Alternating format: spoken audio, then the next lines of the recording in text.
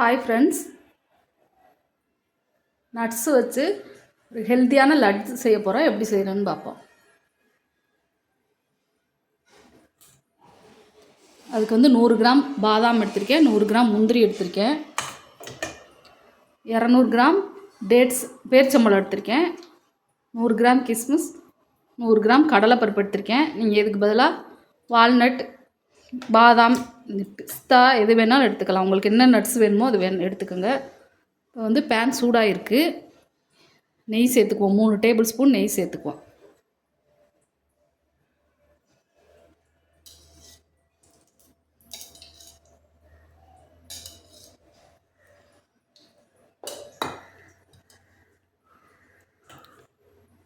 இந்த நட்ஸை ஃபஸ்ட்டு வறுத்து எடுத்துக்குவோம்.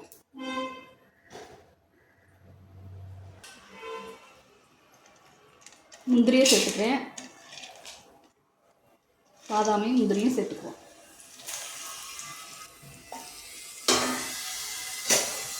ரொம்ப நேரம் வறுக்க வேணாம், ஒரு 3 நிமிஷம் வறுத்தா போதும்.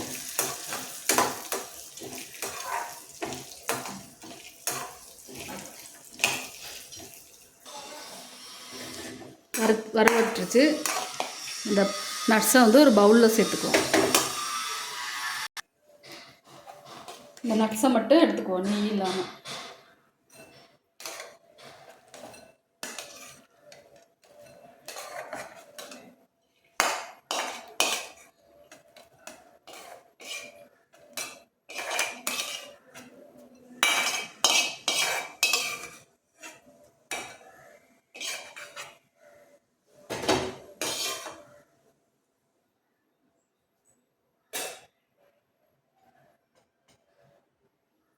அந்த நெய்யில் கடலைப்பருப்பை வறுத்துக்குவோம், நிலக்கடலைப்பருப்பை.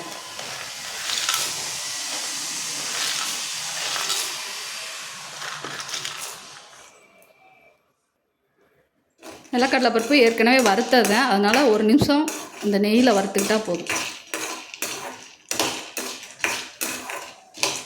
அந்த ஃப்ளேவரே சூப்பராக இருக்கும். இது ரொம்ப ஹெல்த்தியான ஒரு லட்டு.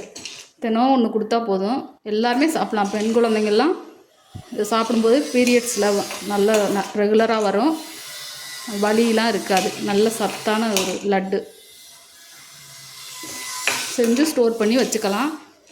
ஒரு 10-15 நாள் வெளியிலே வச்சுக்கலாம். ஃப்ரிட்ஜில் வச்சுக்கிட்டா 1 மாதம் கூட இருக்கும். நிலக்கடலை பருப்பு வறுத்துட்டேன், எடுத்துக்குவோம். கிஸ்மிஸ் பழத்தை வறுத்துக்குவோம். நட்ஸ் எல்லாம் உடச்சி வச்சுக்கணும். ஒரு 2 உடச்சிக்கலாம், அப்போ தான் நல்லா லட்டு பிடிக்க நல்லா வரும். கிஸ்மிஸ் பழத்தை வறுத்து எடுத்துக்குவோம்.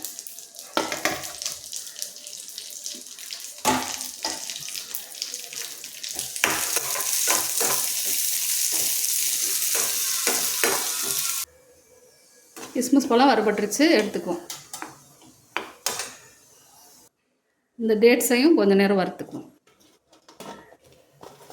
அது நல்லா கொஞ்சம் வதங்கினா சாஃப்டாகும். அரைக்கும்போது நமக்கு நல்லா அரைப்படும்.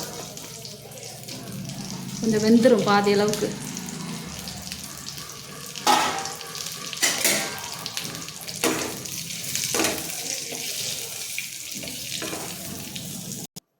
பேரிச்சம்பழத்தையும் 2 பிச்சு இந்த மாதிரி வச்சுக்கணும். இந்த அளவுக்கு பிச்சு பிச்சு போட்டுக்கணும். அரைக்க தான் போகிறோம், அதனால் 2 பிச்சு போட்டால் போதும்.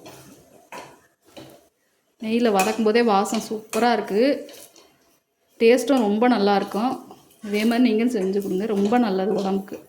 தனித்தனியாக சாப்பிட்டாலே நிறைய சத்து இருக்குது. இது எல்லாத்தையும் சேர்த்து சாப்பிடும்போது ஒன்று சாப்பிட்டா கூட போதும். ஒன்று குழந்தைங்களுக்கு கொடுத்தாவே போதும். வதங்கிடுச்சு. இப்போ ஆற வச்சு மிக்ஸி ஜாரில் அரைச்சி எடுத்துக்கிறேன். அது இந்த மாதிரி அரைச்சிக்கணும். கொஞ்சம் 1-2 இருந்தால் கூட பரவாயில்ல. இந்த வதக்குனதுனால இந்த மாதிரி அரைப்படும் ஈஸியாக.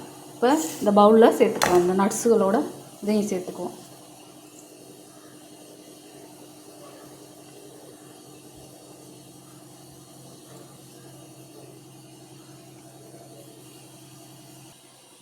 கையில் நெய் தடவிட்டு நல்லா எல்லாத்தையும் சேர்த்து பிசைஞ்சு எடுத்துக்குவோம்.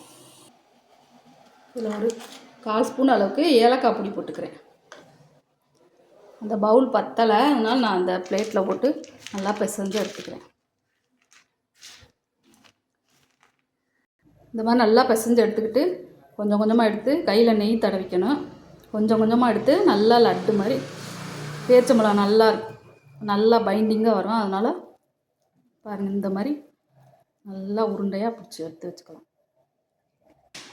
இந்த மாதிரி உருண்டைகளாக ஸ்டோர் பண்ணி வச்சுக்கோங்க. எடுத்து தினம் ஒன்று கொடுங்க.